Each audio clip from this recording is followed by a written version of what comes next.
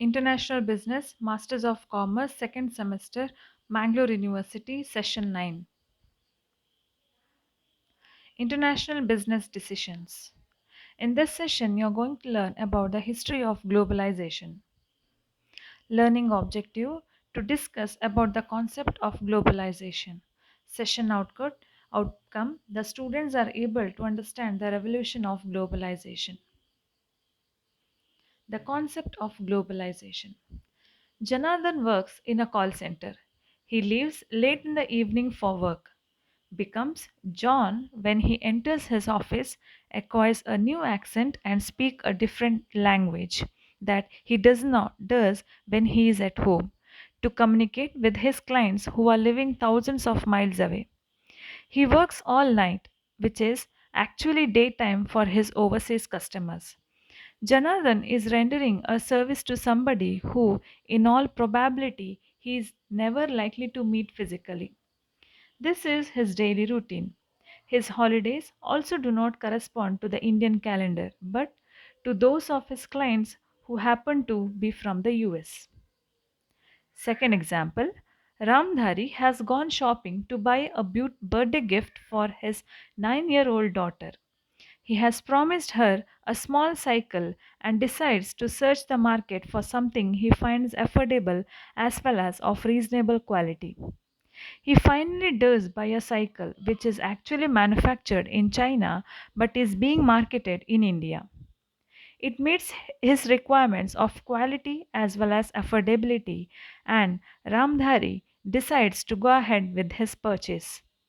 Last year, Ramdhari, on his daughter's insistence, had bought her a Barbie doll which was originally manufactured in the US but was being sold in India.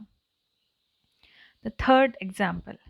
Sarika is a first generation learner who has done remarkably well throughout her school and college life by working very hard. She now has an opportunity to take on a job and begin an independent career which the women of her family had never dreamt of earlier.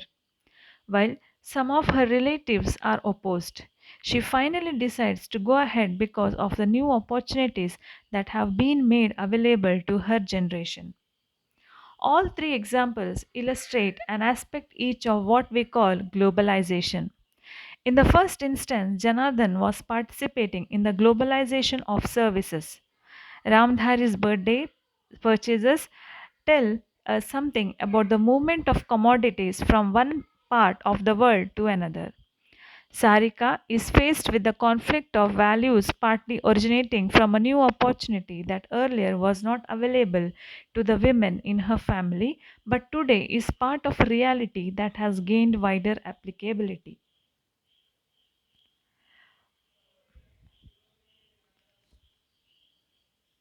If we look at these examples to use of the term globalization in real life, we will realize that it is used in various contexts.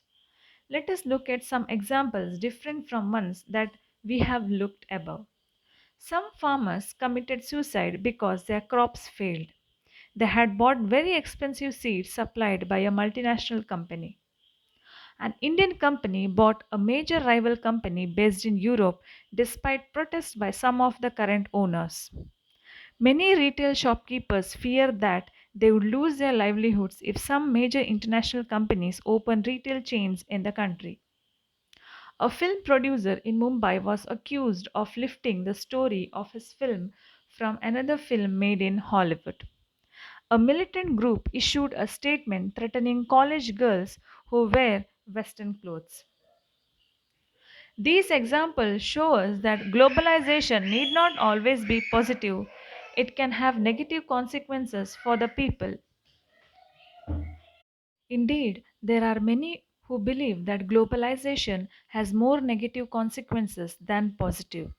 These examples allow also show us that globalization need not be only about the economic issues, nor is the direction of influence always from the rich to the poor countries.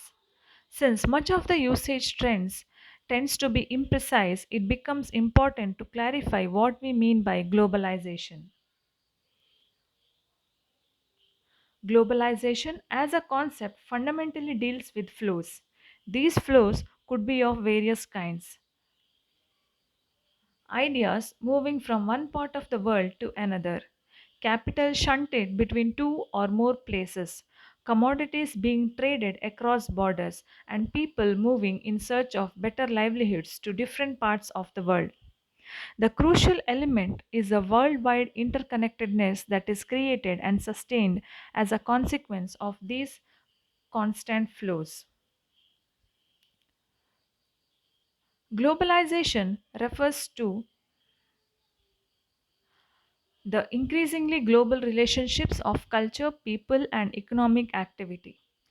It is generally used to refer the economic globalization, the global distribution of the production of goods and services through reduction of barriers to international trade such as tariffs, export fees, and import quotas.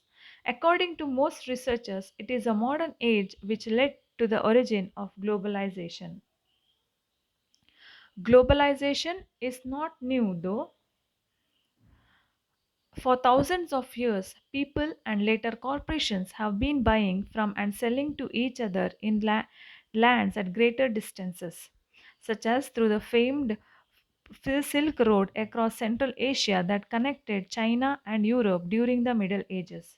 Likewise, for centuries, people and corporations have invested in enterprises in other countries. In fact, many of the features of the current wave of globalization are similar to those prevailing before the outbreak of the First World War in the 1914. An early form of globalized economics and culture known as the archaic globalization existed during the Hellenistic age, when commercialized urban centers were focused around the axis of Greek culture over a wide range that stretched from India to Spain, with such cities such as Alexandria, Athens, Antioch at its center. Trade was widespread during that period, and it is the first time the idea of cosmopolitan culture, the Islamic Golden Age, was also an important early age of globalization when Jewish and Muslim traders and explorers established sustained economy across the old world, resulting in a globalization of crops, trade, knowledge, and technology. Globally significant crops such as sugar and cotton became widely cultivated across the Muslim world in this period, while the necessity of learning Arabic and completing the Hajj created a cosmopolitan culture. In the years since Second World War, many governments have adopted free market economic system vastly increasing their own productive potential and creating new opportunities for international trade and investment. Governments have also negotiated dramatic reductions in barriers to commerce and have established international agreements to promote trade in goods, services, and investment. Globalization in the modern era, in the modern sense of the term, came into existence after the Second World War. One of the main factors for this was a plan by the world leaders to break down the borders for fostering trade relations between nations. It was also in this period that major countries like India, Sri Lanka, Indonesia, and some countries in South America gained independence. As a result, these countries started having their own economic systems and established trade relations with the rest of the world. The establishment of the United Nations Organization UNO was also a major step in this regard. Another milestone in the history of globalization is the creation of the World Trade Organization, which led to the growth of a uniform platform to settle trade and commercial disputes. Some other factors which have put a positive impact on globalization are promotion of free commerce and trade, abolition of various double taxes, tariffs, and capital controls, reduction in transport cost and development of infrastructure, creation of global corporations, blend of the culture and tradition across the countries. Taking advantage of new opportunities in foreign markets, corporations have built foreign factories and established production and marketing arrangements with foreign partners. A defining feature of globalization, therefore, is an international industrial and financial business structure. Thank you.